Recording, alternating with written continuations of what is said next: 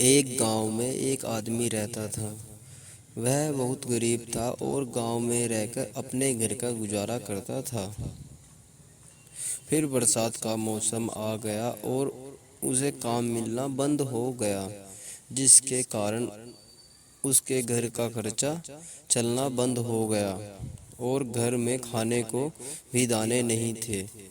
उसके भूख के कारण बीमार होने लगे। तभी उसका दोस्त आया उसके घर और वह हनुमान जी का भक्त था और बोला, भाई तुम इतने परेशान रहते हो, तुम हनुमान जी की पूजा करो। और उसने उसे हनुमान चालीसा दी पढ़ने को। उस आदमी ने अपने घर में रोज सुबह और शाम को हनुमान चालीसा पढ़नी शुरू कर दी। वह आदमी रोज उठता और हनुमान चालीसा पढ़ता। उसे ऐसे करते कई दिन बीत गए। फिर एक दिन एक रात को उस आदमी को सपने में हनुमान जी आए और हनुमान जी ने कहा, सुनो प्रिय भक्त, जंगल में एक गुफा है। उस गुफा के बाहर मेरे मेरे मंदिर बना है। उस मंदिर के पीछे एक खजाना रखा हुआ है।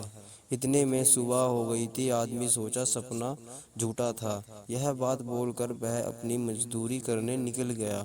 शाम को रोज काम से आता और जो कमा के लाता उससे अपना घर का खर्चा चलाता। वह आदमी हनुमान जी की पूजा रोज करता था, पर फिर भी वह सपनों को झूठ मानता था और उसकी घर की हालत पहले से ठीक थी।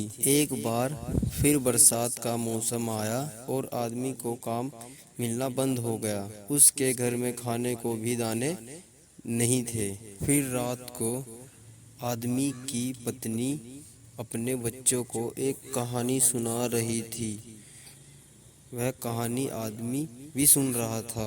तभी उसकी पत्नी ने गुफा के बाहर मंदिर की बात की उसे कहानी में। तभी आदमी बोला, तुम उसी गुफा के बारे में कैसे पता? पत्नी बोली, मेरी दादी बताती है कि एक राजा हुआ करता था जिसका खजाना गुफा के मंदिर के पास रखा है, पर वह किसी को पता नहीं है। तभी आदमी ने अपनी पत्नी को हनुमान जी की सपने की बात बताई। पत्नी बोली, हनुमान जी कभी भी झूठा सपना नहीं दिखाते, यह बात सच है।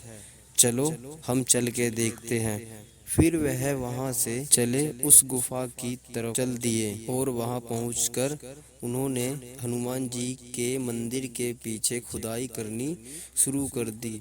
खुदाई करते करते उन्हें वो खजाना मिल गया। आदमी ने हनुमान जी के आगे सिर झुकाया और धन्यवाद करा और उस खजाने को अपने घर ले आया और उसने कहा, संकट कटे मिटे सब पीरा, जो सुमरे हनुमत बलबीरा।